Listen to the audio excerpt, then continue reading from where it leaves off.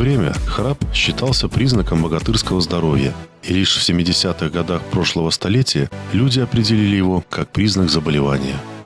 Однако сам момент храпа, хоть и неприятен для окружающих, для самого больного безопасен. Опасность представляет синдром апноэ, когда мягкие ткани полностью перекрывают доступ кислорода в организм и происходит полная остановка дыхания, сменяющаяся резким всхрапыванием. Максимально такой перерыв в дыхании может длиться до 2 минут, подвергая организм мощнейшему стрессу, который может повторяться до 1000 раз за ночь. Если дыхание останавливается менее чем на 10 секунд, то это считается неопасным, так как во время сна все остальные процессы жизнедеятельности организма также приостанавливают свою работу. Человек, чей сон бесконечно прерывается из-за многочисленных остановок дыхания, истощает свой организм в то время, когда он должен пополнять запас жизненных сил и способствует последующей дневной сонливости. Такие люди характеризуются повышенной раздражительностью, вялостью, их умственные способности снижаются, а физические силы ослабевают. Страшными последствиями дневной сонливости пестрит статистика. 30% аварий на дорогах происходит именно по ее вине. По статистике, ночной храп встречается у 15,5% людей. Опасность храпа также в том, что эта неизлечимая болезнь с возрастом прогрессирует. Остановки дыхания становятся все более длительными, и бороться с ними организму все сложнее. Мы ведем беседу с Малковым Алексеем Борисовичем, врачом-неврологом лаборатории сна Центра радиационной медицины и экологии человека. Сегодня мы поговорим о сне и о тех болезненных состояниях, которые могут его сопровождать. Малков Алексей Борисович, врач-невролог кабинета сна терапевтического отделения консультативной поликлиники Государственного учреждения Республиканско-научно-практический центр радиационной медицины и экологии человека. Имеет диплом Гомельского государственного медицинского университета, является обладателем сертификата по СИПАП-терапии. Основная сфера интересов – нейрофизиология и сомнология. Актуальность проблем, связанных со сном, растет с каждым годом, так как расстройства сна носят не только медицинский, но и социальный характер.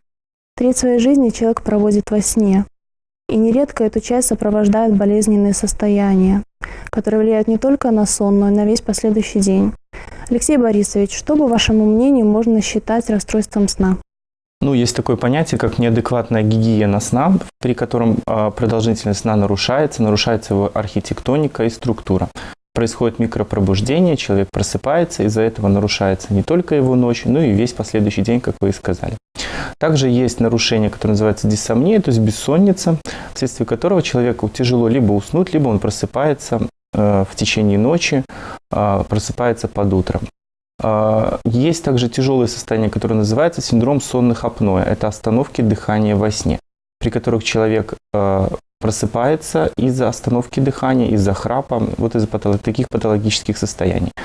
Плюс есть состояние, которое называется синдром беспокойных ног, когда человек испытывает дискомфорт при засыпании, жжение, парестезии, ползание мурашек, что не дает человеку уснуть, и нарушается его структура. То есть такие состояния происходят патологически во сне. А к какому специалисту нужно обратиться человеку в случае таких состояний? В условиях нашего центра данной патологией занимается врач кабинета сна.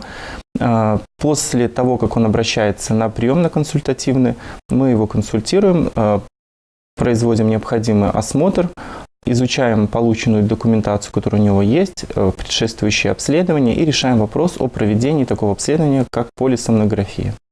Полисомнография – метод длительной регистрации различных функций человеческого организма в период ночного сна. Полисомнография является золотым стандартом исследования в сомнологии и позволяет поставить точный диагноз при большинстве расстройств сна.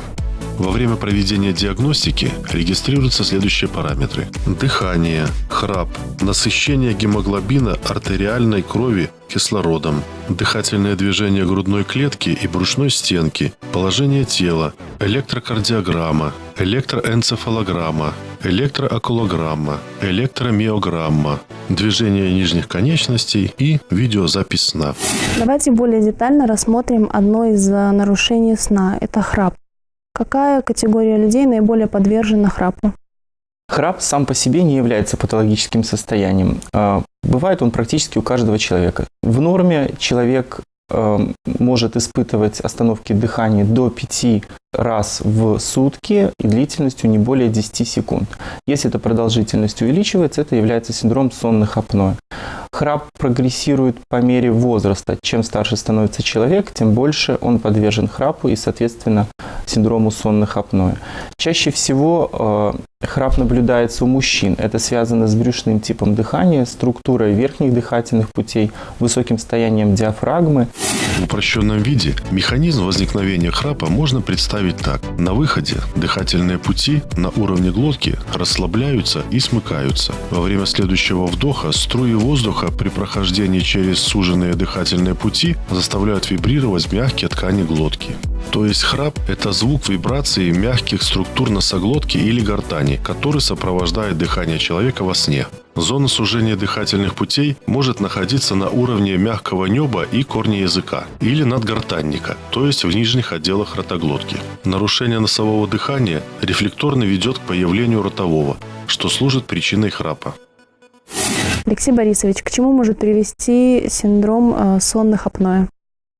Во-первых, это патологическое состояние соответствует остановке дыхания не более 10 секунд и не более 5 раз в течение часа, то, в общем-то, это норма для человека.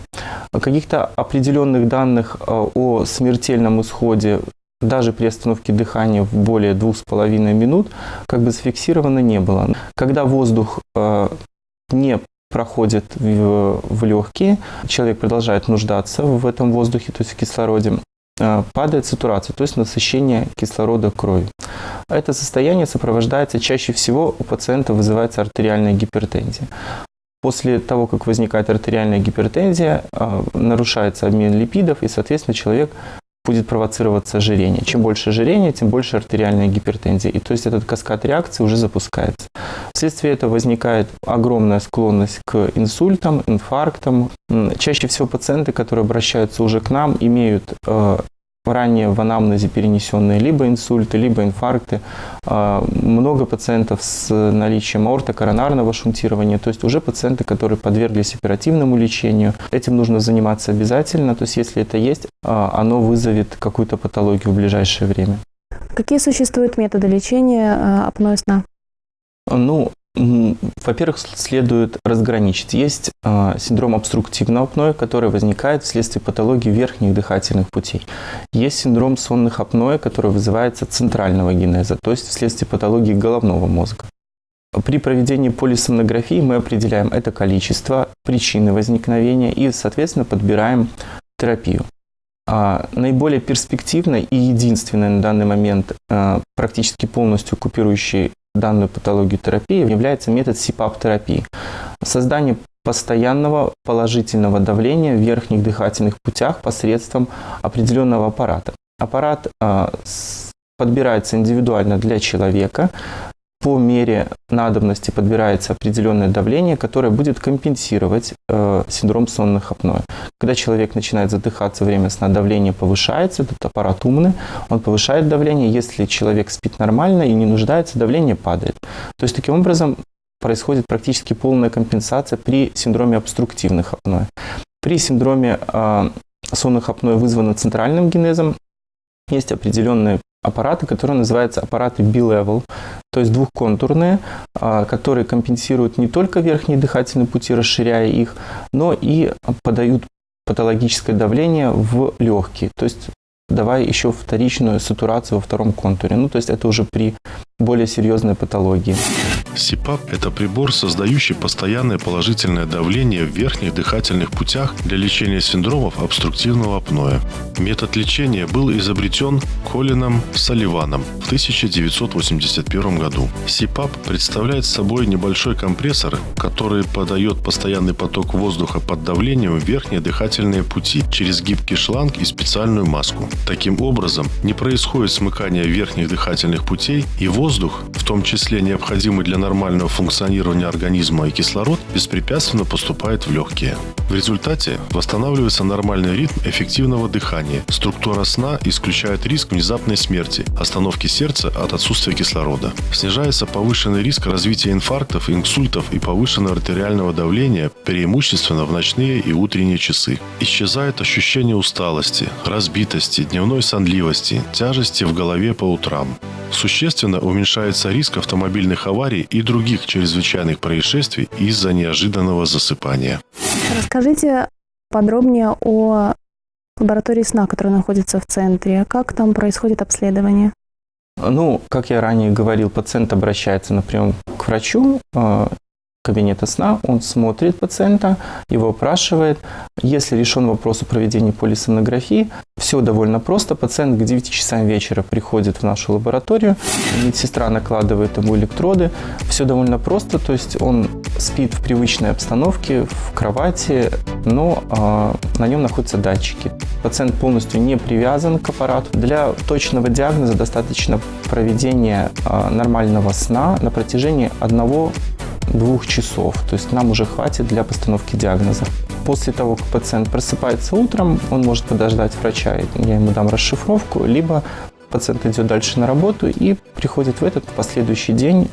Мы даем заключение, если нужно, потом там же в лаборатории сна мы подбираем и СИПАП-аппарат. То есть подбираем определенное давление, и пациент уже лечится в этом аппарате дома. А нужно ли пациенту наблюдаться у специалиста, и если нужно, то как часто? Ну, смысл в том, что аппарат действительно, как я говорил, умный, в нем находится флеш-карта, которая постоянно происходит запись каждой ночи, проведенной пациентом, с расшифровкой. Какое давление нужно, сколько остановок дыхания его было, на каком давлении происходила оптимальная компенсация. То есть пациент обращается, чаще всего это где-то 3-4 месяца с аппаратом, приходит к нам, мы расшифровываем флеш-карту и смотрим, нужно ли ему менять, насколько адекватна терапия, то есть нужно ли менять ему давление, как-то еще подбирать. И желательно где-то хотя бы раз в год, а в лучшем случае раз в полгода следует поспать, опять же, в лаборатории сна уже без аппарата и посмотреть, насколько это состояние компенсируется уже, как происходит лечение. А как долго придется использовать маску? Где-то первый год пациент спит в маске каждый день. Довольно тучные люди худеют порядком 30 килограмм. То есть, если пациент весил 150 килограмм, были пациенты, которые за год похудели практически на 30 килограмм. То есть, это дает меньшее давление грудной клетки, и сонное апноэ уменьшается. Последующий мы даем выходные дни, то есть где-то 5 дней в неделю пациент спит. И с последующим выздоровлением, то есть этот аппарат используется уже только когда есть усталость, застолье, то есть когда пациент чувствует, что он будет храпеть, именно для компенсации. Алексей Борисович, а существует ли какая-либо альтернатива СИПАП-терапии? Как я говорил, это наиболее современный метод лечения. Да, если это действительно синдром обструктивных апноэ, связанный с патологией верхних дыхательных путей, есть возможность оперативного лечения лор-органов. Да, если это связано с верхними дыхательными путями, например, патология мягкого неба, то это оперируется. Если это увеличенный язычок или миндалины, да, это тоже оперативное лечение. Если это искривление носовой перегородки, да, это тоже может подвергнуться операциям на лор-органах. Но следует понимать, что если это синдром сонных апноэ тяжелой степени, то операции мы можем перевести ее только в более легкую степень, но полностью компенсировать западание языка, спадение гортани мы не можем. То есть, в общем-то, это метод, который заменяет операцию. Если пациент не считает, что он хочет оперироваться, но есть состояние такое, то есть он может это вылечить таким методом. В целом, какие вы можете дать рекомендации практически для здорового сна? Нормальный здоровый сон у человека это 8 часов, то есть каждая ночь у человека происходит в определенной биоритмике, это быстрая и медленная фаза сна, и таких циклов у человека должно быть 5. Человек должен пройти 5 фаз для того, чтобы он нормально выспался и его, можно сказать, головной мозг отдохнул. Стараться не использовать снотворных средств, кофе перед сном, удобная поза для сна. Желательно, если есть патология шеи, то ортопедическая подушка. Может быть, что-то легкое, седативное, чай, к примеру, перед сном или мед с молоком. И подводя итог нашей беседы, Какие методы профилактики храпа и апноэ сна существуют? Профилактика избыточной массы тела. Стараться не есть после 6 часов. Если пациент курит, то стараться не курить более чем за 2 часа до сна. Удобная поза, гимнастика утренняя. Стараться и делать это действительно регулярно. Спокойствие на работе. Больше ничего. И дома. Если у пациентов есть какие-то состояния, будем рады всегда видеть в нашей лаборатории. Спасибо вам. Спасибо вам за беседу.